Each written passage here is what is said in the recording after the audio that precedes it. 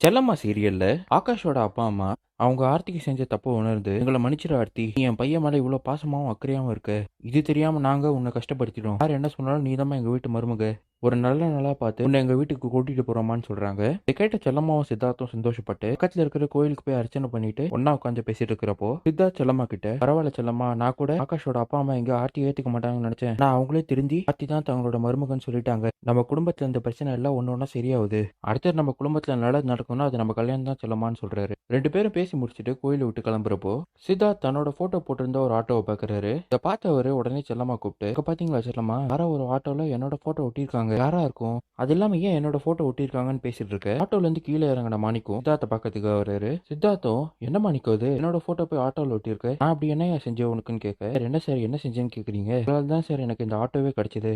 நீங்க மட்டும் எனக்கு உதவி செய்யலாம், என்னால இந்த ஆட்டோவை வாங்கியிருக்க முடியாது. எல்லாருமே கடவுளையோ பிடிச்சவங்களுக்கு தான் ஆட்டோல ஒட்டுவாங்க. என்னை பொறுத்த வரைக்கும் நீங்க தான் சார் கடவுள். அதான் சார் உங்க போட்டோவை போட்டிருக்கேன்னு சொல்லி கையில ஒரு சாக்லேட் கொடுத்து, சார் எனக்கு ஒரு சின்ன உதவி மட்டும் செய்யுங்க. எங்க வீட்டுக்கு போகும்போது மலர் கிட்ட மட்டும் இந்த சாக்லேட் கொடுத்துருங்கன்னு சொல்றாரு. மாணிக்கம் அங்க வந்து கிளம்பினதும் செல்லம்மா சித்தார்த் கிட்ட, சார் முதல்ல இந்த மாணிக்கத்து கூட பேசுறதை நிப்பாட்டுங்க. மாணிக்கம் இன்னும் திருந்தல சார். ஒரு நாள் நான் பெரிய கஷ்டத்தை அனுபவிச்சிருக்கேன். திரும்பவும் அவன் வந்து பேசுறான்னா ஏதோ இதுல ஒரு வில்லங்கம் இருக்கு. அவன் கூட பேசுறதை நிப்பாட்டுங்க சாருங்கிறாங்க. செல்லம்மாவும் லட்சுமியும் மொட்டை மாடி நின்று பேசிட்டு இருக்கிறப்போ இங்க வந்து ரியா செல்லம்மா கிட்ட, ஆண்டி ஆண்டி, நாளையில இருந்து என்னையும் உங்க கூட ஸ்கூலுக்கு கூட்டிட்டு போங்க.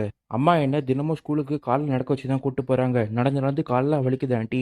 அம்மா கிட்ட பஸ்லயாச்சும் என்ன கூட்டு போங்க சொன்னா காசு இல்ல, அதெல்லாம் முடியாதுன்னு சொல்லிட்டாங்க. என்னையும் நாளைக்கு உங்க கூட கூட்டு போங்க ஆண்டின்னு சொல்ல, செல்லம்மாவும் அதுக்கு என்ன ரியா, நாளைல இருந்து உன்னையும் மலரையும் நானே ஸ்கூலுக்கு கொண்டு போய் விடுறேங்கிறாங்க.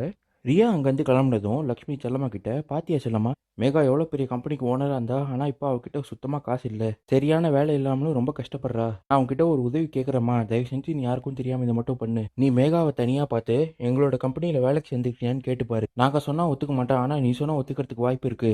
வேலையும் அவளுக்கு கிடைச்சா குடும்பத்தையும் நல்லபடியாக நடத்துவோம். அதனால் நீ போய் கொஞ்சம் பேசி பாருமாங்கிறாங்க. செல்லம்மாவும் மேகாவை பார்க்கறதுக்கு அவங்க வீட்டுக்கு போய், மேகா, நான் உங்ககிட்ட கொஞ்சம் பேசுறதுக்காக வந்திருக்கேன். நீ நிறைய படிச்சிருக்க, ஆனா உனக்கு சரிவர வேலை எங்கன்னு நினைக்கும் போது ரொம்ப கஷ்டமா இருக்கு. நீ தப்பா நினைக்கலனா என்னோட கம்பெனிக்கு வேலைக்கு வந்துடுறியான்னு கேக்குறாங்க.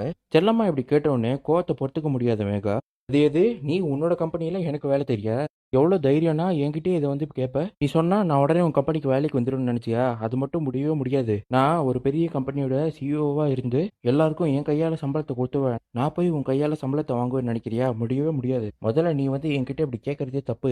எனக்கும் ஒரு நாள் காலம் வரும், நானும் ஒரு கம்பெனி வச்சு சொந்தமா அதில் உட்காருவேன். அப்போ நீ எதுவுமே இல்லாம உன் கம்பெனி இழந்து என் கம்பெனிக்கு நீ வேலைக்கு தேடி வருவ. நீ மட்டும் கிடையாது, உங்க அப்பா அம்மாவும் என்கிட்ட கையேந்தி காசு கேட்கற நிலை வரும். அன்னைக்கு தெரியும் நான் யாருன்னு திமிரா பேசுறாங்க.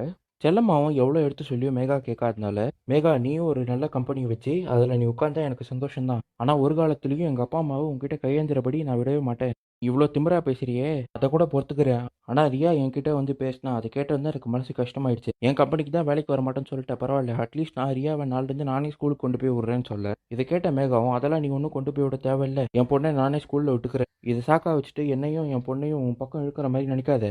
எப்பவுமே இந்த வீட்டு வேலைக்காரி தான். உன் ஊர்ல இருந்து சென்னைக்கு ஒரு மஞ்சள் பையோட வந்தியே, அதுதான் உன்னோட லட்சணம், அதை ஞாபகம் வச்சுக்கோங்கிறாங்க. செல்லம்மாவும் மேகா பேசுறதுலாம் கேட்டு எதுவும் சொல்லாம அந்த இடத்த விட்டு கிளம்பிடுறாங்க. மனோகர் மரகதத்துக்கிட்ட, அக்கா பாத்தியாக்கா, செல்லம்மாவே அவ கம்பெனியில மேகாவுக்கு வேலை தரங்குறா. ஆனா இவன் என்னன்னா திமிரா வேணாம் வேணாம்னு சொல்லி, நான் சொல்ற மாதிரி நீ மேகா கிட்ட பேசுன்னு. செல்லம்மாவோட கம்பெனி நீ சேர மேகானா அவ கேட்க மாட்டா. ஆனா செல்லம்மாவோட கம்பெனியில சேர்ந்து அவ கூட இருந்து அவ குழிய பறிக்கலாம்னு சொன்னா மேகா ஓகேன்னு ஒத்துப்பா. அவளுக்கு தான் அடுத்தவங்க குடும்பத்துக்கு எடுக்கணும்னா முதல் ஆளா வந்து நிப்பாள. அதனால நீ இந்த மாதிரி சொல்லுக்கா, ஒத்துப்பாங்கிறாரு. இதான் நீ இப்ப சொல்ல நடந்தது.